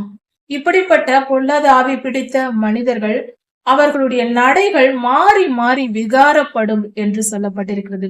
ஒரு நிலையில் இருக்க மாட்டார்கள், ஒரே மனநிலையில் இருக்க மாட்டார்கள். மாறி மாறி டைவர்ட்டிங் மைண்ட் என்று சொல்வார்கள். மாறி மாறி அவர்களுடைய நடைகள் விகாரப்படும். அப்படி என்று சொல்லும் பொழுது அவர்கள் ஒரு நிலையில் நடந்து நல்ல காரியத்தை செய்து ஒரே ஒழுங்கில் இருக்க மாட்டார்கள். இன்று இந்த காரியத்தில் கை வைப்பது, நாளை அந்த காரியத்தில் கை வைப்பது, நாளைக்கு இப்படி பேசுவது, நேற்று பேசியது வேறு, இன்று பேசுவது வேறு, நாளை பேசுவது வேறு. அவர்கள் செயல்கள், பேச்சுகள், நடைகள் எல்லாம் மாறி மாறி விகாரப்படும். அருவருப்பாயிருக்கும், குழப்பமாயிருக்கும், எதிலும் தெளிவிருக்காது. எந்த நற்காரியத்தையும் செய்ய அறியாத மக்களா இருப்பார்கள். ஏனென்றால் அவர்களுக்குள் இருக்கும் இந்த பொல்லாத ஆவியே காரணம், வேசித்தன ஆவியே காரணமா இருக்கிறது. இந்த குணாதிசயங்கள் எல்லாம் நமக்கு அடையாளம். இப்படிப்பட்ட மனிதர்கள் இருந்தால் இவர்களுக்குள் வேசித்தன ஆவி இருக்கிறது என்றும், அது நம்மை வீழ்த்துவதற்கு தான் நம்மிடம் வருகிறது, நம்மிடம் பேசுகிறது, பழகுகிறது என்பதையும் புரிந்து கொண்டு நாம் விலகி தப்பித்துக் கொள்ள வேண்டும். பாவத்திற்கு தப்பித்துக் கொள்ளும், பொல்லாத வேசித்தன ஆவிக்கு தப்பித்துக் கொள்ளும் வழியை கர்த்தர் இந்த இடத்தில் நமக்கு கொடுத்திருக்கிறார் இந்த வசனங்களில். இதை தெரிந்து கொண்டு நாம் கற்றுக்கொண்டு பிறருக்கும் போதித்து பரிசுத்தமாய் நாமும் வாழ்ந்து பிறரையும் பரிசுத்த வழியில் நடத்த முயற்சிப்போம். கர்த்தருடைய சித்தம் இந்த பூமி நிறைவேற வேண்டும். பொல்லாத சாத்தானின் திட்டங்கள் அனைத்தும் தவிடுபொடியாக வேண்டும். அதற்கு கர்த்தருடைய யுத்த வீரர்களாய் நாம் நின்று பரிசுத்தமாய் நாமும் வாழ்ந்து பரிசுத்தத்தை இந்த உலகத்திற்கு கொண்டு வருகிறவர்களாய் நாமும் மாறுவோம். யுத்த வீரர்களாய் கர்த்தருக்காக யுத்தம் செய்வோம். கர்த்தருடைய சேனையில் நாம் ஒரு அங்கமாய் இருப்போம். கர்த்தருடைய நாமம் மகிமைப்படுவது. நீதிமொழிகள் 5ஆம் அதிகாரம் 7ஆம் வசனம் முதல். கர்த்தருடைய ஆவியானவர் நமக்கு சொல்லுகிறது, அதாவது பொல்லாத பாவம் செய்ய தூண்டுகிற, ஒழுக்கம் தவறி நடக்க செய்ய வைக்கிற பொல்லாத ஆவிகள் இந்த உலகத்தில் உண்டு. அவைகள் மனிதனிடம் பேசி, அதாவது பொல்லாத மனிதர்களால் நமக்கு தீமை வரும். அவர்கள் நம்மை பாவம் செய்ய வைப்பார்கள். அப்படி அவர்கள் அதை செய்ய தூண்டும் பொழுது அதற்கு நாம் இடம் கொடுக்க கூடாது என்று கர்த்தர் நமக்கு சொல்லுகிறார். கர்த்தருடைய வார்த்தைகளில் கவனமாயிருந்து கர்த்தருடைய வார்த்தைகளை கேட்டு நாம் நடக்கும் பொழுது நாம் அப்படிப்பட்ட பாவத்திற்கு தப்பித்துக் கொள்வோம். அதனால் நமக்கு என்னென்ன நன்மைகள் உண்டாகும் என்று இந்த செய்தியில் நாம் பார்க்கலாம். கர்த்தருடைய ஆவியானவர் நமக்கு வழி நடத்துகிறார். நம்மை நல்ல வழியில், இது பாவம், இப்படிப்பட்டவர்களை விட்டு விலகு என்று ஒழுக்கம் இல்லாதவர்களை விட்டு நம்மை விலக்கி கொண்டு வரும் பொழுது, நாம் அதற்கு செவி கொடுத்து விலகும் போது நாம் நன்மையை பெற்றுக் கொள்கிறோம். அதற்கு நாம் என்ன செய்ய வேண்டும்? அந்த பாவத்தில் மாட்டிக்கொள்ளாதபடிக்கும், அதிலிருந்து தப்பித்து வரும்படிக்கும் கர்த்தர் நமக்கு கொடுக்கிற ஆலோசனை என்னவென்றால், கர்த்தருடைய வார்த்தையை கேட்டு நடக்க வேண்டும். இதுதான் முதல்.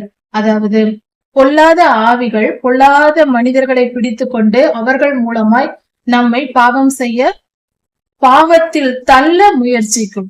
அப்படி இருக்கும் பொழுது பரிசுத்தமான தம்முடைய பிள்ளைகளை பயன்படுத்தி பரிசுத்த ஆவியானவர் அவர்கள் மூலமாய் செயல்படுவார். பரிசுத்தத்திற்கு நேராக நம்மை வழி நடத்துவார்.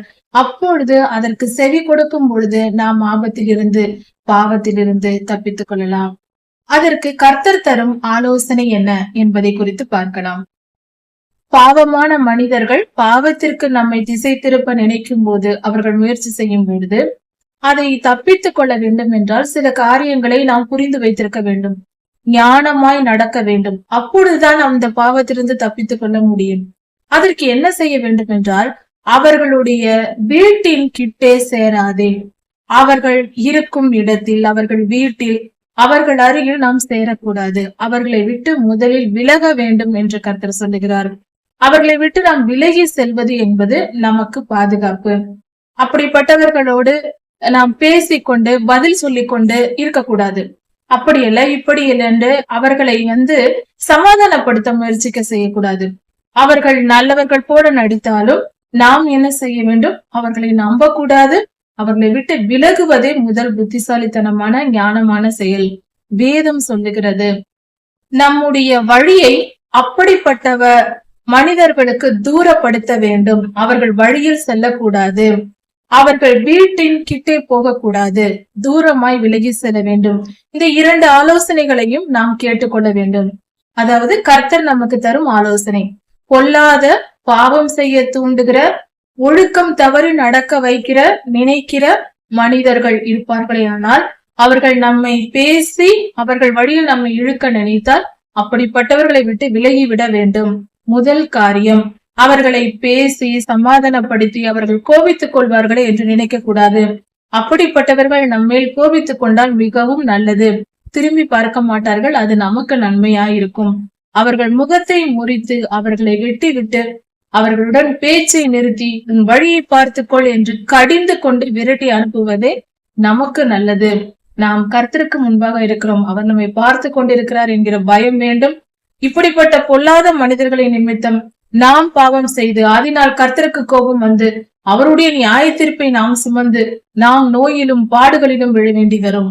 இப்படிப்பட்ட நிலை நமக்கு வேண்டாம் என்றால், பொல்லாத மனிதர்கள் நம்மை வளைவிரிக்கை நம்மிடத்தில் வரும் பொழுது அவர்களை முகத்தை முறித்து அவர்களை விரட்டி விடுவது, கண்டித்து விரட்டுவது, கோபமாய் பேசி விரட்டுவதே நமக்கு பாதுகாப்பு. அப்படி செய்வதில் தவறே இல்லை. ஏனென்றால் அப்படிப்பட்ட மனிதர்கள் பொல்லாத ஆவிகளால் செயல்படுகிறவர்கள். அவர்களை கடிந்து கொண்டால்தான் போவார்கள். அன்பாக கனிவாக சொல்லி எல்லாம் விரட்ட முடியாது. அப்படிப்பட்டவர்களை விட்டு விலகிவிட வேண்டும். அவர்களிடத்தில் கோபமாய் கடிந்து கொள்வதே நலம் பயக்கும். அப்படிப்பட்ட பொல்லாத மனிதர்களின் வாசலை கிட்டி போகக்கூடாது. அவர்கள் வாசலில் கூட நாம் கிட்டே செல்லக்கூடாது என்று சொல்லப்படு. அவர்கள் வீட்டின் அருகில் செல்லக்கூடாது என்று கர்த்தர் சொல்லுகிறார். அப்படி சென்றால் என்ன ஆகும்? நாம் அவர்களை எப்படி கோபித்துக் கொள்வது? அவர்களிடம் எப்படி கடினமாய் பேசுவது? அவர்கள் இப்படிப்பட்டவர்களாயிற்றே, அப்படிப்பட்டவர்களாயிற்றே, எனக்கு இந்த உதவி செய்திருக்கிறார்களே, அந்த உதவி செய்திருக்கிறார்களே, இப்பொழுதுதானே பாவம் செய்ய சொல்லுகிறார்கள், அவர்களை எப்படி நான் கோபித்துக் கொள்வது என்றெல்லாம் தயங்கக்கூடாது. அப்படி தயங்கி அவர்கள் பேச்சிற்கு இடம் கொடுத்து அவர்கள் வீட்டின் அருகே சென்றால் அவர்கள் என்ன செய்வார்கள்? அவர்கள் நிமித்தம் நமக்கு வரும் துன்பம் என்ன என்றால், நம்முடைய மேன்மையை நாம் இழக்க நேரிடும். நம்முடைய மேன்மையை அந்நியருக்கு நாம் கொடுக்க நேரிடும். நமக்கு இருக்கிற நல்ல பெயர் போய்விடும், கெட்டு போகும். நாம் கெட்ட பெயரை சுமக்க வேண்டி வரும் என்று கர்த்தர் சொல்லுகிறார். நற்பெயரை நாம் இழந்து விடுவோம். அது மற்றவர்களுக்கு போய்விடும். நாம் இழந்து போகும் நிலை வரும். கெட்ட பெயர் வந்து சேரும் என்று பொருள். அது மட்டுமல்ல, நம்முடைய ஆயுசு நாட்களையும் நாம் இழந்து விடுவோம். அவர்கள் வீட்டின் வாசல் கிட்டே போனால் கூட அவர்கள் நம்மை வலைவிரித்து பிடித்து விடுவார்கள். அதனால் நம் ஆயுள் நாட்களை நாம் இழக்க நேரிடும். அது மட்டுமல்ல, நம்முடைய நற்பெயரும் போய்விடும். சீக்கிரத்தில் மரணம் அடையும் நிலை வரும். பாவத்தின் விளைவு மரணம். அப்படிப்பட்ட நிலை நமக்கு வந்துவிடும். அதனால் அப்படிப்பட்டவர்களுடைய அருகே நாம் செல்லக்கூடாது. அவர்களை விட்டு விலகுவதே புத்திசாலித்தனம் என்று கர்த்தர் சொல்லுகிறார். அப்படி நாம் மீறி சென்றால் நம்முடைய ஆயுசு நாட்களை கொடூரருக்கு கொடுத்து விடுவோமா? அப்படியானால் தீயவர்கள் பலத்து பெருத்து போவார்கள். அவர்கள் நீண்ட ஆயுளுடன் வாழ்வார்கள். அப்படி என்றால் நம் பெரும் பாக்கியத்தை நாம் இழந்து விடுவோம். நம் வாழ்நாள் குறுகிவிடும். சீக்கிரம் மரணம் அடைந்து விடுவோம் என்று பொருள். வேசித்தன ஆவிக்கு இடம் கொடுப்பவர்கள் அவர்கள் ஆயுசை குறைத்துக் கொள்கிறார்கள். நாம் இதுவரை சேர்த்து வைத்து சம்பாதித்த செல்வம் எல்லாம் அது அடுத்தவருக்கு போய் சேர்ந்து விடும். அதை அந்நியர்கள் அனுபவித்து திருப்தி அடைவார்களாம். அந்நியருக்கு போய் சேர்ந்து விடும். பொல்லாத வேசித்தன பாவத்திற்கு நம் வாழ்க்கையில் அல்லது நம்முடைய குடும்பத்தில் இடம் கொடுத்தால், நம் குடும்பத்தில் ஒருவர் அப்படிப்பட்ட பாவம் செய்தாலும் அதற்கு இடம் கொடுக்க கூடாது. அதை உடனே தடுத்து நிறுத்தி அவர்களை கண்டித்து வழிநடத்த வேண்டும். அப்படி வரவில்லை என்றால் நாம் அப்படிப்பட்ட பாவத்தை நம் இடத்தில் வைத்திருந்தால் நம்முடைய செல்வம் பிறரை போய் சேரும். அவர்கள் திருப்தியாய் அனுபவிப்பார்கள். நம்முடைய செல்வம் நம்மை விட்டு போய்விடும். இது முதல் காரியம். இப்படியும் நடக்கும். நம் உழைப்பின் பலன் பிறருக்கு போய் சேர்ந்து விடும். நாம் கடினமாய் உழைத்து சம்பாதித்து வைத்த பொருள்கள், பணம் போன்ற காரியங்கள் எல்லாம், சொத்துகள் எல்லாம் மற்றவரை போய் சேர்ந்து விடும். வேசித்தன ஆவிக்கு இடம் கொடுக்க கூடாது. பொல்லாத மனிதர்கள் நம் வாழ்க்கையில் அவர்களுக்கு இடம் கொடுத்ததினால் அவர்கள் வந்தார்களானால் அது நம்முடைய செல்வத்தை அழித்துவிடும். நம் ஆயுசை குறைத்து விடும். இப்படி நம்மளுடைய பெயரை கெடுத்து விடும். எல்லாவித நன்மைகளையும் இழக்க நேரிடும். அதை புரிந்து கொள்வோம். இப்படி நாம் செய்யாமல், கர்த்தருடைய வார்த்தைக்கு செவி கொடுக்காமல் அப்படிப்பட்ட பாவத்திற்கு இடம் கொடுத்து கண்களின் இச்சை, மாம்சத்தின் இச்சைக்கு இடம் கொடுத்தால், பொல்லாத ஒழுக்கம் தவறிய வாழ்க்கை வாழ்ந்தால் அப்படிப்பட்டவர்களுக்கு என்ன நேரிடும்? முடிவில் நம் மாம்சமும் நம்முடைய சரீரமும் உருவழியும்.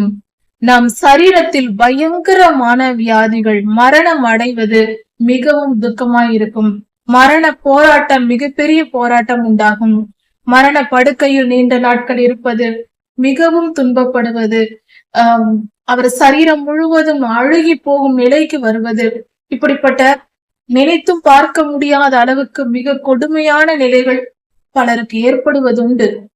இப்படியெல்லாம் ஏற்படுவதுண்டு. இப்படிப்பட்ட பொல்லாத ஆவிகளுக்கு இடம் கொடுக்கும் பொழுது, அப்படியெல்லாம் வரும் பொழுது நம்முடைய மனம் நினைக்கும், ஐயோ நான் போதகத்தை வெறுத்தேனே, என் போதகர் எனக்கு இதை சொன்னாரே, இப்படி செய்யாதே, இந்த பாவம் தவறு செய்யாதே என்று எச்சரித்தாரே, ஆனால் நான் மீறி செய்தேனே, அதனால் எனக்கு இப்படி நேரிட்டதே என்று நம்முடைய முடிவு காலத்தில் நாம் துக்கப்பட நேரிடும். அந்த வலியையும் வேதனையும் அனுபவிக்கும் பொழுது, நாம் அனுபவித்த அந்த பாவத்தின் விளைவை நாம் சுமக்கும் பொழுது அந்த காரியங்கள் நம்மை துன்பப்படுத்தும். அது துன்பம், துயரம் என்று சொல்லி முடிக்கக்கூடிய காரியங்கள் அல்ல. அதை நினைத்து கூட பார்க்க முடியாத அளவுக்கு பயங்கர கொடுமையானதா இருக்கும். சரீரம் உருவழியும் என்றால் அதன் உருவமே கெட்டு போகுமா?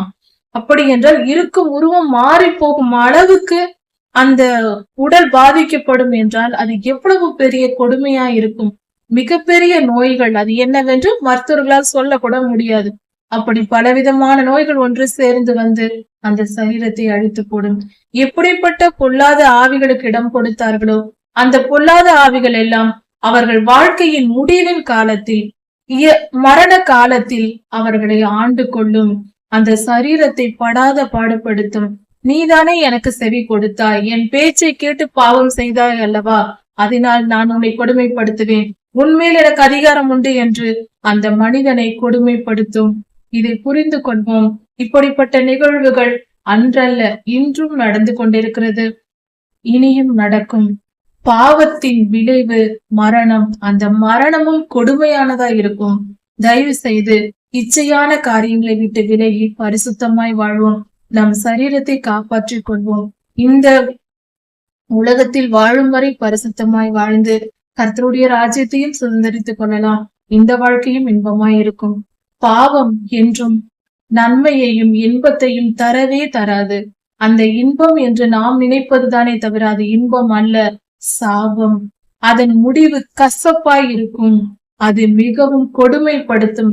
கடைசியில் இந்த சரீரம் படப்போகும், அந்த பாவம் செய்த மனிதனின் சரீரம் படப்போகும் வேதனைகளுக்கு வேதனை அனுபவிக்காமல் மரணம் அடைய முடியாது.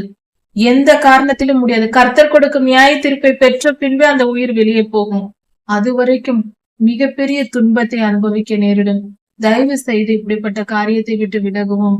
பாவத்துக்கு விலகி நம்மை காத்துக் கொள்வது நமக்கு நல்லது.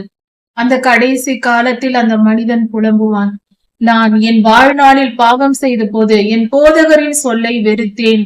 பெரியோர்கள் சொன்ன, கர்த்தருடைய பிள்ளைகள் சொன்ன வார்த்தைகளுக்கு நான் செவி கொடுக்கவில்லையே. நான் இப்படி செய்ததின் விளைவை என்று அனுபவிக்கிறேனே, என்னால் தாங்க முடியவில்லையே என்று கதறுவான்.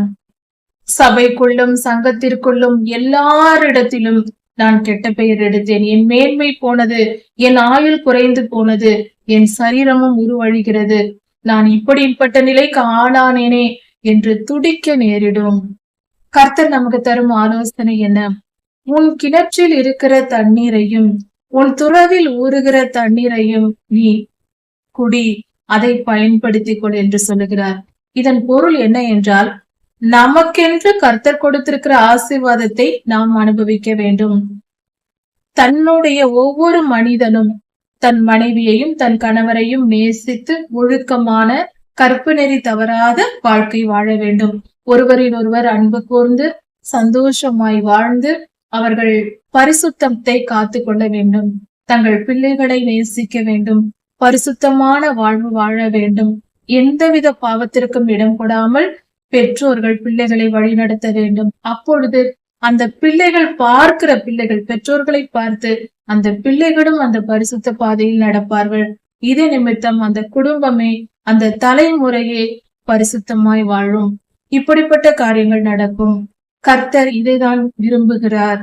நம்முடைய ஊற்று கண், அதாவது தண்ணீர் ஊறுகிற, அதாவது துறவில், நாம் விவசாய நிலத்தில் தண்ணீர் ஊற்றை கண்டு அதை கிணறை தோண்டுவார்கள். அதில் தண்ணீர் வரும். அதை வைத்து விவசாய நிலங்கள் பயிரிடப்படும். அந்த தண்ணீர் இல்லை என்றால் எவ்வளவு நிலம் இருந்தாலும் பயிரிட்டு பலன் எடுக்க முடியாது. விவசாயத்திற்கு முதல் தண்ணீர் தேவை, கிணற்றின் ஊற்று தண்ணீர். அந்த ஊற்று தண்ணீரை கர்த்தர் ஆசீர்வதிப்பாராம். எந்த அளவுக்கு தண்ணீர் பெருகுகிறதோ விவசாயத்தில் அந்த அளவுக்கு செழிப்பு உண்டாகும். இப்படி கர்த்தர் அந்த ஊற்றை ஆசீர்வதிப்பேன் என்று சொல்லுகிறார். தண்ணீரின் ஊற்று ஆசீர்வதிக்கப்பட்டு அதிக தண்ணீர், நல்ல தண்ணீர் கிடைத்தது என்றால் அந்த நிலங்கள் முழுவதும் செழிப்பாகும். நிலங்கள் செழிப்பாய் வளரும் பொழுது, விளைச்சல் கொடுக்கும் பொழுது பணம் பெருகும். பணம் பெருகுவதனால் அந்த குடும்பம் செழிப்பாய் வாழும். பிள்ளைகள், பெற்றோர்கள் எல்லோரும் சந்தோஷமாய் இருப்பார்கள். மேலும் மேலும் பல நிலங்கள் வாங்குவார்கள். பெரிய காரியங்களை செய்வார்கள், நற்காரியங்களை செய்வார்கள். இப்படி நடக்கும். இப்படியாக கர்த்தருடைய ஆசீர்வாதத்தை பெற்றுக் கொள்ளலாம்.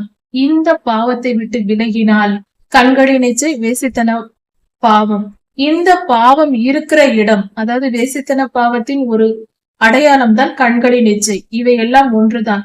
இப்படிப்பட்ட பாவம் இருக்கிற இடத்தில் செல்வம் செழிக்காது, இருந்தாலும் போய்விடும், நிலைக்காது. ஆனால் இப்படிப்பட்ட பாவத்திற்கு விலகினவனுடைய மனிதன், இப்படிப்பட்ட சோதனை வந்தாலும் எதிலும் நான் இடம் கொடுக்க மாட்டேன் என்று பரிசுத்தமாய் வாழ்கிற குடும்பத்தார் நிச்சயம் ஆசீர்வதிக்கப்படுவார்கள். அவர்கள் செல்வம் பெருகும். செல்வம் பெருகுவதற்கு இது முதல் காரணம். செல்வம் பெருகும், அவர்கள் ஆசீர்வதிக்கப்பட்டிருப்பார்கள். அது இருப்பது இன்னும் அதிகமாய் பெருகி கொண்டிருக்கும். அவர்கள் செழிப்புக்கு குறைவிருக்காது.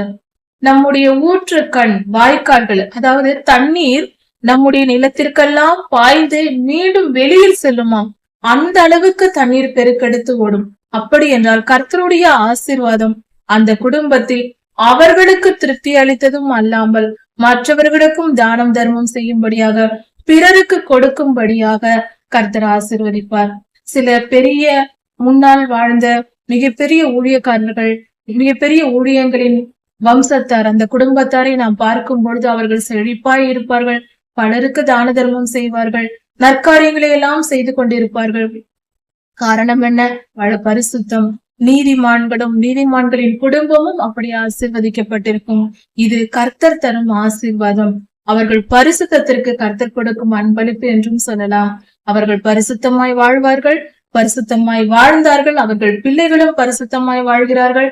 அப்படி இருக்கும் பொழுது கர்த்தர் மேலும் மேலும் அவர்களை ஆசீர்வதிப்பார். அவர்கள் தங்கள் வாழ்க்கைக்கு போதும் என்று சொல்லும் அளவுக்கு வாழ்ந்து தேவையான ஐஸ்வர்யம் வந்து மீண்டும் பலருக்கும் உதவி செய்யும் நிலையில் இருப்பார்கள். அவர்களை பார்த்து பொறாமைப்படக்கூடாது. அப்படிப்பட்டவர்களை பார்த்து கற்றுக்கொள்ள வேண்டும். பரிசுத்தம் உயர்த்தும், பாவம் உள்ளதையும் எடுத்துக்கொண்டு போய்விடும், அழித்துவிடும். ஐஸ்வர்யமும் அழியும், சந்தோஷமும் அழியும், ஆரோக்கியமும் போகும். அக்னி கடலுக்கு தான் போய் சேர வேண்டும். அப்படிப்பட்ட பாவம் வேண்டாம். பரிசுத்தமாய் வாழ்வோம், கர்த்தரை தேடுவோம். நம்முடைய பரிசுத்தமாய் வாழ்கிறவர்கள் இந்த பொல்லாத ஆவிக்கு இடம் கொடுக்காமல், வேசித்தன பாவத்திற்கு இடம் கொடுக்காமல் வாழ்கிறவர்கள் அவர்களுடைய உழைப்பை அவர்கள் சாப்பிடுவார்கள். அவர்கள் பிரயாசப்படும் பலன் அவர்களே அனுபவிக்க முடியும். அடுத்தவர்கள் அனுபவிக்க மாட்டார்கள், அவர்களே அனுபவித்து பார்ப்பார்கள். சந்தோஷமும் செழிப்பும் உண்டாயிருக்கும். அப்படிப்பட்ட பரிசுத்தமாய் வாழ்கிறவர்கள் தன்னுடைய இளவயதின் மனைவியோடு சந்தோஷமாயிரு. உன் மனைவியோடு நீ சந்தோஷமாய் சமாதானமாயிரு. உன் குடும்பத்தாரோடு சந்தோஷமாய் வாழ்ந்திரு.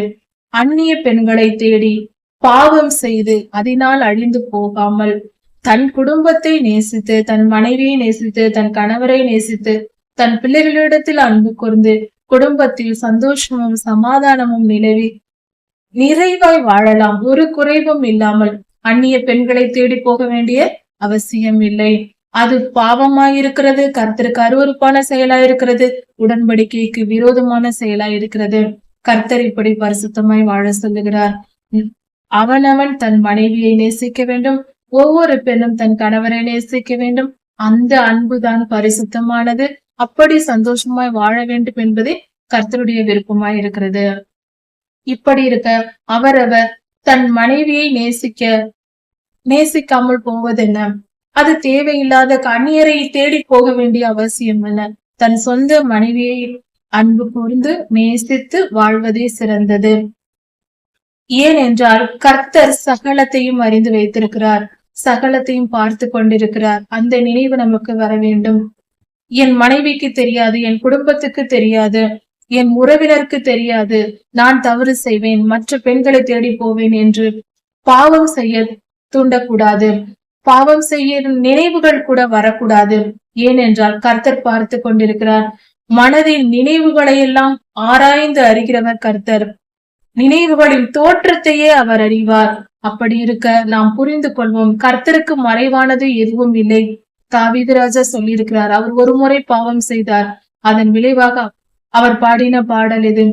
அதாவது, விடியற் காலத்து சட்டைகள் எடுத்து சமுத்திரத்தின் கடையாந்திரங்களில் நான் போய் தங்கினாலும் கர்த்தாவே அங்கேயும் நீர் இருக்கிறீர், உமது கரம் என்னை வந்து தொடுகிறது என்று சொல்லுகிறார். அப்படி என்றால் கர்த்தருக்கு மறைவாய் நான் எங்கே ஓடி போவேன் என்றும் சொல்லுகிறார். அவர் கண்களுக்கு மறைவாக நாம் எந்த பாவத்தையும் என்றும் செய்ய முடியாது. அது நடக்கவே நடக்காது. நாம் எங்கு என்ன செய்தாலும், ஏன் நம் மனதில் நினைக்கும் பொழுதே அவர் அறிந்து கொள்வார். அப்படிப்பட்ட தகப்பன் அவர். இதையெல்லாம் வேத புத்தகத்தை படித்து பார்க்கும் போது தெரியும். யோசேப்பு ஐயாவின் வாழ்க்கையில் இப்படிப்பட்ட பாவம் செய்யும் நிலை வந்த பொழுது அவர் விலகி ஓடினார். அவர் வஸ்திரத்தை கூட, அவருடைய மேல் சட்டையை அவள் பிடித்து இழுத்தாள். அதை கூட தெளிவாக வேதம் பதிவு செய்திருக்கிறது. கர்த்தர் பார்க்காவிட்டால் இதை யார் பார்த்து எழுதியிருப்பார்? அங்கிருந்தது அவர்கள் 2 பேர் மட்டுமே. பரலோகத்திலிருந்து கர்த்தர் பார்த்து சொன்னதினால்தான் பரிசுத்தவான்கள் எழுதியிருக்கிறார்கள். அப்படி இருக்க இதை புரிந்து கொள்வோம். மோசே ஐயா இதை எழுதினார், ஆனால் அதை பரிசுத்த ஆவியானவரே அதை வெளிப்படுத்தினார். ஏனென்றால் யோசேப்பு ஐயாவின் காலத்தில் மோசே ஐயாவே இல்லை. அவர் எப்படி இதை பார்த்து எழுதியிருக்க முடியும்? இதுதான் கர்த்தர் சகலத்தையும் அறிகிறார் என்பதற்கு அடையாளம். பொல்லாத வேசித்தர பாவத்திற்கு விலகி போவோம். கர்த்தருக்கு பயந்து அவர் நம்மை பார்த்து கொண்டிருக்கிறார் என்ற உணர்வோடு வாழ்வோம். நம்முடைய வழிகள் எல்லாம் கர்த்தருக்கு முன்பாக இருக்கிறது. நம் வழிகளை அவர் சீர்தூக்கி பார்க்கிறார். இவன் எந்த பாதையில் போகிறான், இவன் என்ன செய்கிறான் என்று எல்லாவற்றையும் கவனித்து எடை போட்டு பார்க்கிறார். துன்மார்க்கனை அவன் செய்யும் பாவங்களே அவனை கட்டி போடும். துன்மார்க்கனை அவன் அக்கிரமங்களே அவனை பிடித்து கொள்ளும். அவன் செய்யும் அக்கிரமத்தில் அவனை விழுவான். அவன் மற்றவர்களுக்கு செய்வதாய் நினைத்துக் கொண்டிருப்பான், ஆனால் அவனே அந்த பாவத்தில் விழுவான். அவன் செய்யும் அக்கிரமம் அவனையே விழுங்கி போடும். அவனுடைய பாவ கயிறுகளால் அவன் கட்டப்படுவான். அவன் பாவம் அவனை சுற்றி கொள்ளும். அவனே அந்த கட்டுக்குள் விழுந்து போவான். துன்மார்க்கனாய் வாழக்கூடாது. கர்த்தருடைய புத்திமதியை கேளாததினால் கேட்காமல் வாழ்கிறவனே துன்மார்க்கன். அவன் மதியீனனாய் முட்டாளாய் வாழ்ந்ததினால் அவன் மதிகேடு அவனை அழித்து போடும். அதில் மதிமயங்கி அவன் பாவத்தில் விழுந்து அழிந்து போவான். இப்படியாக பாவத்திற்கு இடம் கொடுக்காமல் பரிசுத்தமாய் வாழ்ந்து கர்த்தருடைய ராஜ்யத்தை சுதந்திரித்துக் கொள்வோம். இவ்வுலக வாழ்க்கையிலும் சமாதானமாய் இருப்போம். ஒரு சிறு உதாரணம். ஒரு கடையில் போய் ஒரு சிறு பொருளை விலை கொடுத்து வாங்கி ஒரு சாக்லேட் சாப்பிட்டால் அது இன்பமாய் இருக்கும். அதே கடையில் போய் அதை கடைக்காரருக்கு தெரியாமல் திருடி சாப்பிட்டால் அந்த பயம், அந்த தவிப்பு, திருடும் போது ஏற்படுகிற அந்த நடுக்கம், இவையெல்லாம் யோசித்து பார்த்தால் நிம்மதி இருக்காது. இப்படிதான் பாவம் என்பது செய்யும் பொழுதும் செய்த பின்பும் நாம் நிம்மதியை எடுத்து போடும். பரிசுத்தமும் அது சிறிய ஒரு காரிய நன்மை பெற்றாலும் கூட அது நிம்மதியா இருக்கும். பரிசுத்தம் பயம் தராது, நடுக்கம் தராது, குழப்பம் தராது. பரிசுத்தமாய் வாழ்வோம், நிம்மதியாய் வாழ்க்கையில் வாழ்வோம். ஒவ்வொரு மனிதனும் அனுபவிக்க வேண்டிய, சம்பாதிக்க வேண்டிய மிகப்பெரிய சொத்து நிம்மதி. அந்த நிம்மதியை பெற்று வாழ்வோம். அது இல்லாத மனிதன் எவ்வளவு இருந்தாலும் ஏழைதானே. கர்த்தர் உங்களை ஆசீர்வதிப்பாராக. இதன் தொடர்ச்சி அடுத்த செய்தியில் பார்க்கலாம். மாரநாதா.